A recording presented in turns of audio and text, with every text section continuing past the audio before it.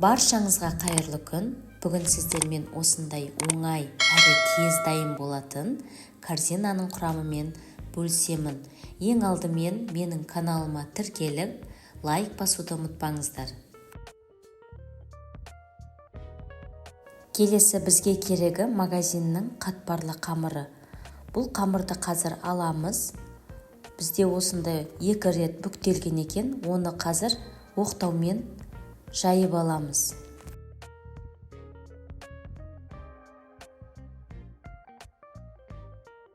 Енді жайылған қамырды осындай дөңгелек диаметрі 7 см болатын формамен кесіп шығамыз.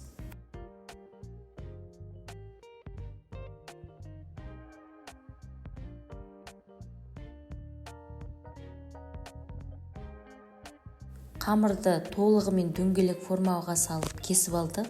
Бұл қамырлар корзина болғандықтан енді біз корзинаның осылай ободоктарын жасаймыз. Келесі форманы дайындап, оның ішіне пергамент қағазын төсейміз.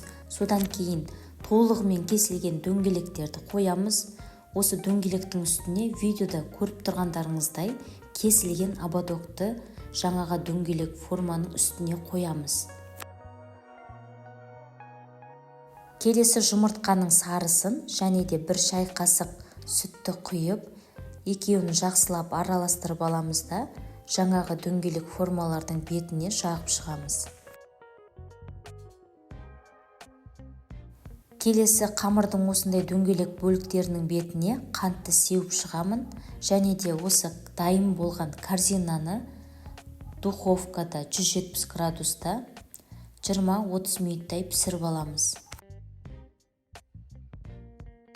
Достар, жаңағы біздің корзинамыз духовкада осылай көтеріліп пісу керек. Міне достар, біздің корзиналарымыз дайын пісіп шықты, енді суығанын күтеміз. Келесі корзина суығанға дейін біз корзинаның ішіне салатын кремін дайындаймыз. Ол үшін бізге 200 мг салқын сливкиді блендердің төменгі жылдамдығынан жоғарғы жылдамдыққа дейін аздап көпіргенше миксерлейміз. Көпіріп келе жатқан сливкиға 50 грамм сахарный пудраны салып, тағы да қоюланғанша миксерлейміз. Міне достар, біздің креміміз дайын болды. Сливкиіміз осылай қоюлану керек.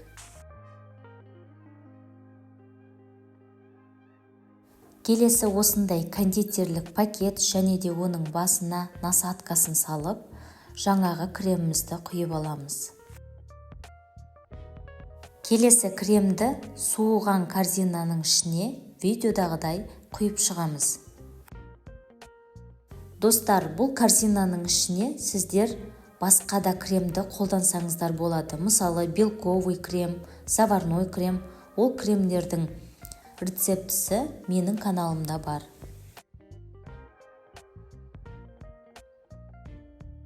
Келесі әсемдік үшін корзинаның бетіне осындай ежевиканы қоямыз.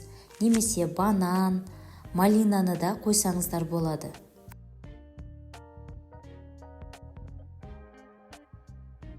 Енді дайын болған корзинаның бетіне осындай сахарный пудраны ситу арқылы сеуіп шығамыз. Міне достар, біздің корзиналарымыз дайын. Бұл корзиналардың ерекшелігі дайын қамырдан жасалады. Сондықтан да осы корзиналарды қонақ келгенде дайындауларыңызға болады. Қазір корзинаның ішкі бөлігін көреміз. Қараңыздар, оңай кесіліп жатыр. Және де дәмі де керемет, сондай үлпілдеп піскен. Достар, менің каналыма тіркелуді ұмытпаңыздар.